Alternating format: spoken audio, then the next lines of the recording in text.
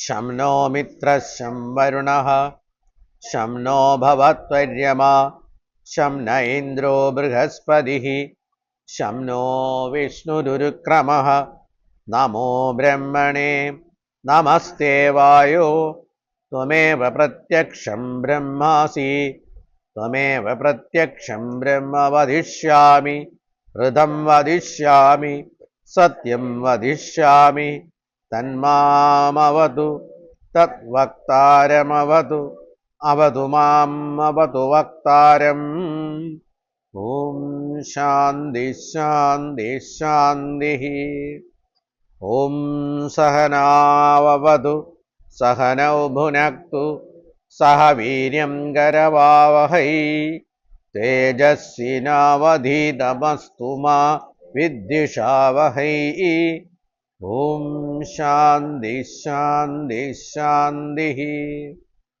ओमश्चन्दसामृषभो विश्वरूपः छन्दोभ्योऽयमद आत्सम्बभूव समेन्द्रो मेधया आस्पृणोतु अमृतस्य देवधारणो भूयासं शरीरं मे विचर्षणं जिह्वा मे मधुमत्तमा कर्णाभ्यां भूरिविश्रुवं ब्रह्मणः कोशोऽसि मेधया विहितः श्रुतं मे गोपाय आवहन्ति विधन्वाना कुर्वाणा चीरमात्मनः वासागुंसि मम गावश्च अन्नपाने च सर्वदा ततो मे श्रियमावह लोमशाम्बशुभिः सह स्वाहा आमायन्तु ब्रह्मचारिणः स्वाहा विमायन्तु ब्रह्मचारिणः स्वाहा प्रमायन्तु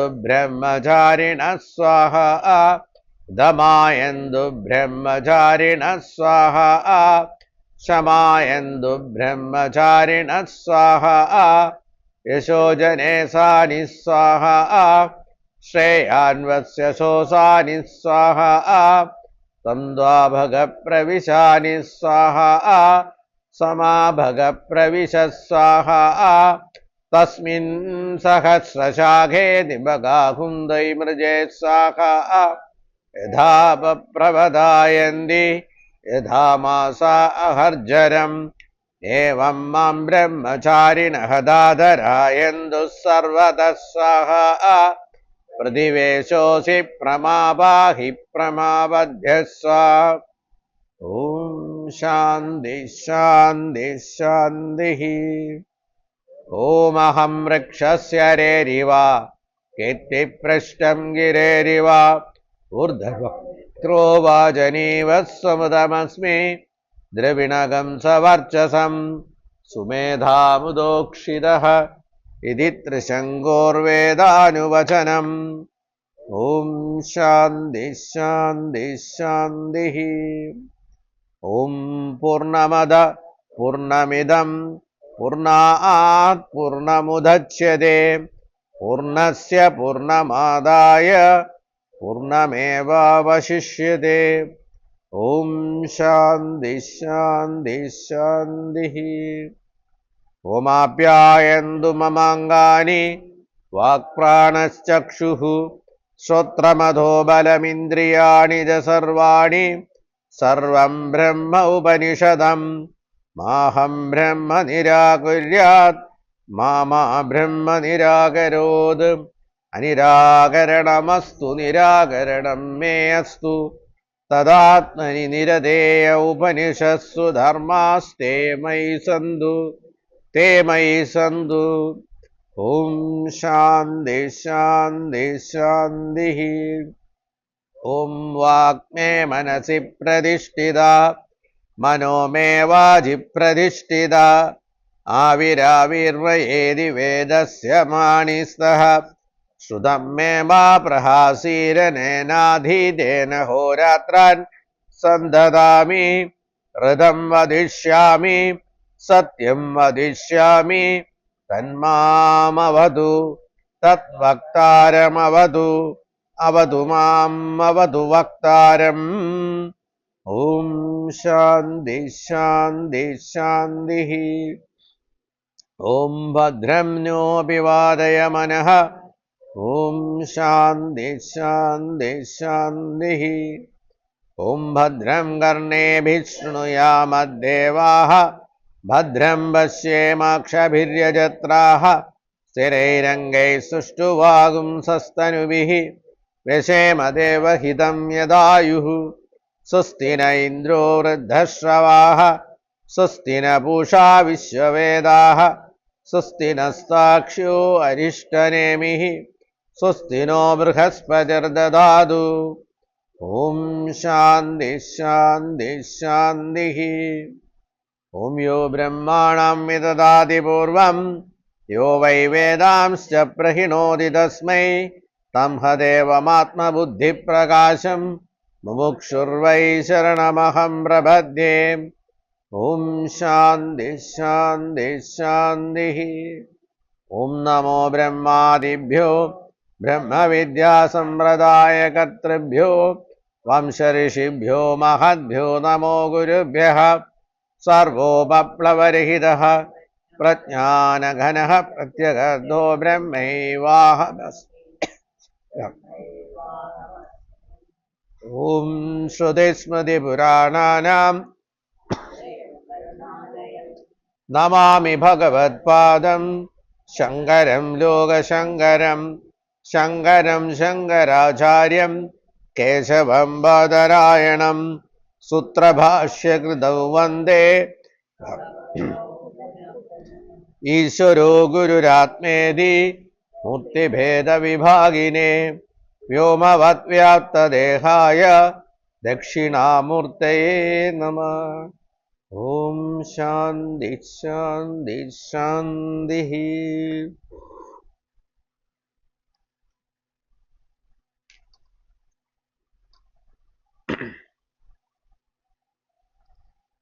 ശോകം മോഹം. ശോക ഇതി കാമഃ. ഇഷ്ടം വസ്തുദ്ദിശ്യ ചിന്തയതോ യഥരമണം. ഇപ്പൊ ശോകം മോഹം ഈ രണ്ട് വസ്തുക്കൾ എന്താണെന്ന് പറയണം. നമ്മൾ കഴിഞ്ഞ ദിവസം കണ്ടു ഷഡൂർമികള്. ഷഡൂർമികള് ആത്മാവിൻ്റെതല്ല. എന്തൊക്കെയാണ് ഷഡൂർമികള്? ശോകം, മോഹം, പിന്നെന്താണ്? അശനായ പിപാസ. അശനായ പിപാസ, ശോകം, മോഹം, ജരാമൃത്യു. ഇങ്ങനെ 6 എണ്ണം. ഈ 6 എണ്ണം നമ്മൾ കണ്ടു. അത് പ്രാണന്റെയും മനസ്സിൻ്റെയും ശരീരത്തിൻ്റെയുമാണ്. അപ്പോൾ ഇതുമായിട്ടുള്ള ആത്മാവിന് യാതൊരു സംബന്ധവുമില്ല. ഈ സംബന്ധമില്ലായ്മ തിരിച്ചറിയുന്നതാണ് ജ്ഞാനം. ആത്മാവിന് ഇതൊക്കെ ഉണ്ടെന്ന് നമ്മൾ തെറ്റിദ്ധരിക്കുന്നു. ശോകവും മോഹവും ഉണ്ടെന്ന് നമ്മൾ വെറുതെ തെറ്റിദ്ധരിച്ച് നമ്മൾ ദുഃഖിക്കുന്നു. ഇപ്പൊ ശോകം എന്ന് വെച്ചാൽ കാമം. ഇപ്പോൾ ശങ്കരാചാര്യ ശോക ഇതി കാമഹ. ശോകം എന്ന് വെച്ചാൽ കാമം തന്നെയാണ്. കാരണം എന്താണ്? ഇഷ്ടവസ്തു കിട്ടാതാവുമ്പോൾ ഉണ്ടാകുന്ന ഒരു ഖേദമാണ് കാമം, ആണ് ദുഃഖം. ശോക ഇതി കാമ ഇഷ്ടം വസ്തു ഉദ്ദിശ്യ ചിന്തയതോ യഥരമണം. ഇഷ്ടവസ്തു നഷ്ടപ്പെട്ടതിലുള്ള ചിന്ത കൊണ്ടുണ്ടാകുന്ന ഒരുതരം മാനസിക ഖിന്നതയാണ് ശോകം. ഇഷ്ടവസ്തു കിട്ടാതാകുമ്പോഴോ ഇഷ്ടവസ്തു നഷ്ടപ്പെടുമ്പോഴോ ഒക്കെ ഉണ്ടാവുന്ന ഒരുതരം മനസ്സിന്റെ പീഡ. അപ്പൊ അത് എന്തിന്നുണ്ടായിരിക്കുന്നു? കാമത്തുനിന്നുണ്ടായിരിക്കുന്നു. ആ കാമത്തിന്റെ വേറൊരു ഭാഗം മാത്രമാണ് ശോകം എന്ന് പറയുന്നത്. ഇനി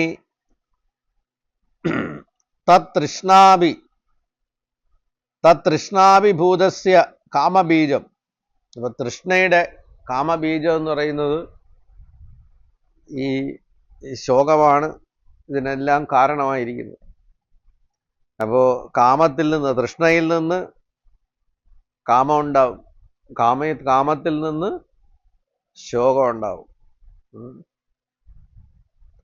അതുകൊണ്ടാണ് ഭഗവാൻ ഗീതയിൽ പറഞ്ഞിരിക്കുന്നത്. ഗീതയുടെ മുദ്രാവാക്യം എന്താണ്? മാ ശുച, നീ ദുഃഖിക്കരുത്. കാരണം ദുഃഖം ഉണ്ടായിരിക്കുന്നത് കാമത്തിൽ നിന്നാണ്. നിന്റെ കാമത്തെ റിമൂവ് ചെയ്ത് കഴിഞ്ഞാൽ നിന്റെ അടിസ്ഥാന കാരണമായ ദുഃഖം മാറിക്കിട്ടും. അപ്പൊ ശ്രീബുദ്ധനും എന്താണ് പ്രധാനമായിട്ട് പറയുന്നത്? ആശാത്യാഗമാണ് മെയിനായിട്ടുള്ള മനസ്സിന്റെ സമാധാനത്തിനുള്ള പ്രധാന വഴി. തേനഹി കാമോദീപ്യതേ മോഹസ്തു വിപരീത പ്രത്യയ പ്രഭവോ അവിവേകോ ഭ്രമ സ ചാവിദ്യ. അപ്പോ മോഹമാകട്ടെ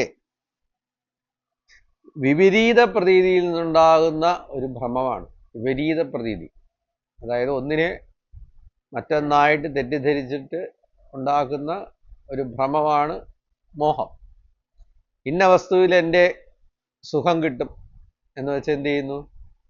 ഇപ്പോൾ ഏതുപോലെ ഈയാമ്പാറ്റകൾ അഗ്നി കണ്ടിട്ട് ഇത് നമുക്ക് തിന്നാനുള്ള അല്ലെങ്കിൽ ഭോജ്യ വസ്തുവാണെന്ന് കരുതി തീയിച്ചെന്ന് വീഴുന്നത് പോലെ വിപരീതമായ കാര്യങ്ങളിൽ ഇത് എന്നെ സുഖിപ്പിക്കുമെന്ന് വിചാരിച്ച് ആൾക്കാർ അതിലേക്ക് ഓടിച്ചെന്ന് വീണ് നശിക്കുന്നതിനാണ് മോഹം. അപ്പോൾ വിപരീത പ്രത്യയ പ്രഭവോ അവിവേകോ ഭ്രമ. അപ്പൊ വിപരീത പ്രത്യയം, ഒന്നിനെ മറ്റൊന്നായിട്ട് തെറ്റിദ്ധരിച്ച് ഇതിൽ പോയാൽ എനിക്ക് സുഖം കിട്ടും എന്ന് വിചാരിച്ച് വിപരീതമായ കാര്യങ്ങളെ നമ്മൾ സ്വീകരിക്കാനായിട്ട് അല്ലെങ്കിൽ തെറ്റിദ്ധരിച്ച് അതിൽ കൊള്ളാമെന്ന് കരുതി മുന്നോട്ട് പോകുമ്പോൾ ഉണ്ടാകുന്ന ഒരു അവസ്ഥയാണ് മോഹം.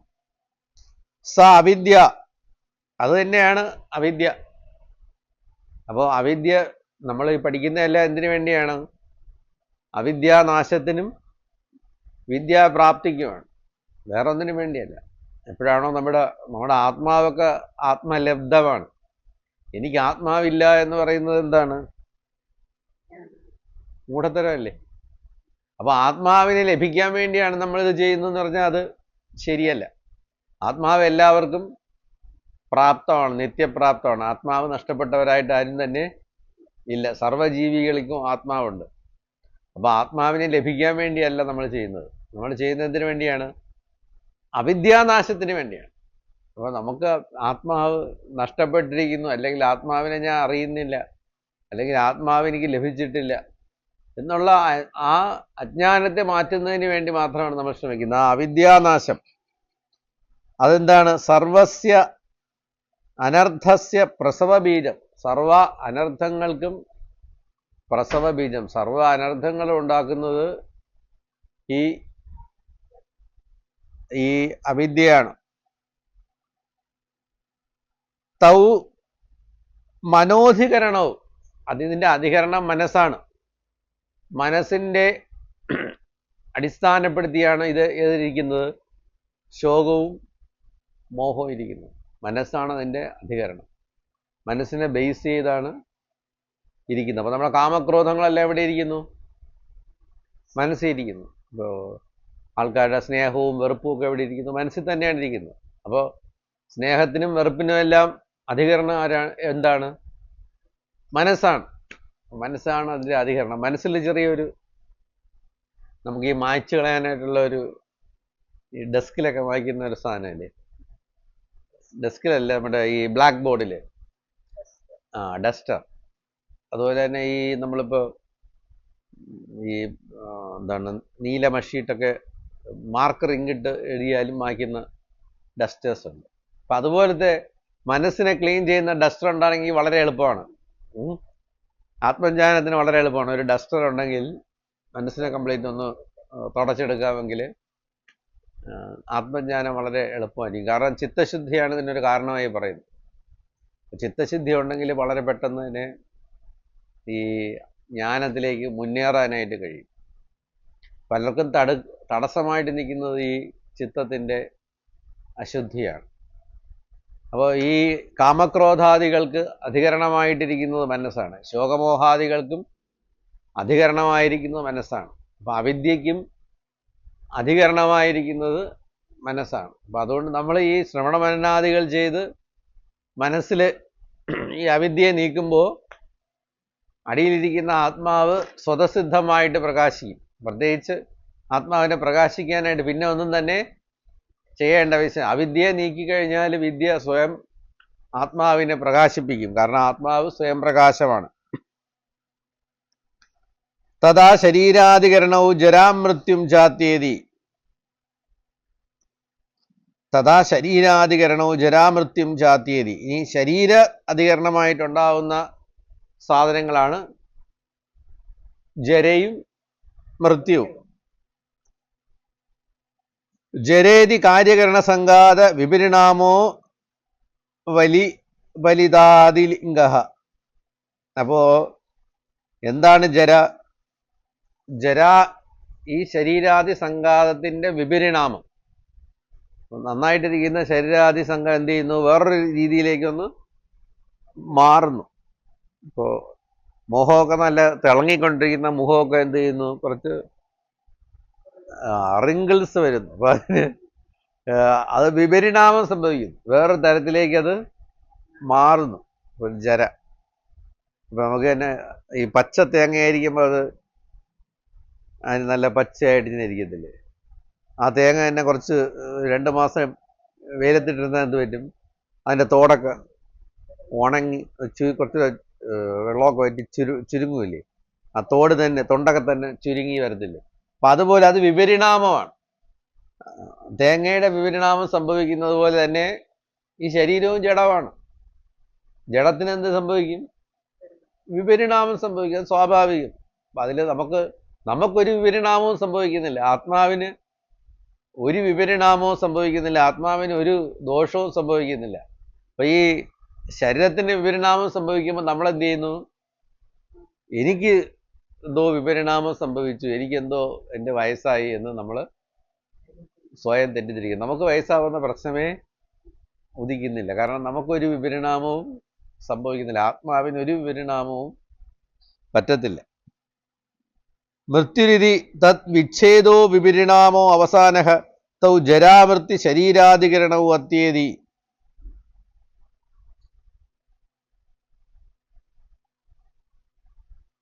എന്താണ് നോക്കാം.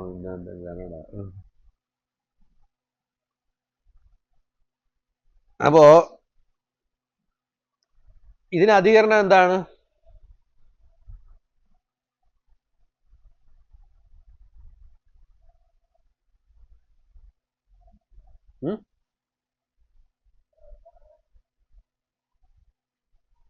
ഇതിന് ജരയ്ക്കും മൃത്യുവിനും അധികരണം എന്ന് പറയുന്നത് ശരീരമാണ്.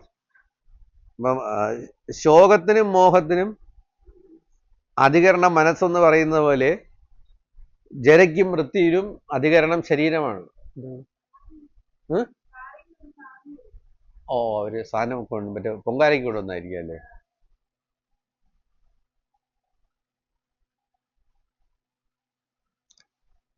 അപ്പോ തൗ ജരാമൃത്യു ശരീരാധികരണവും അത്യേതി.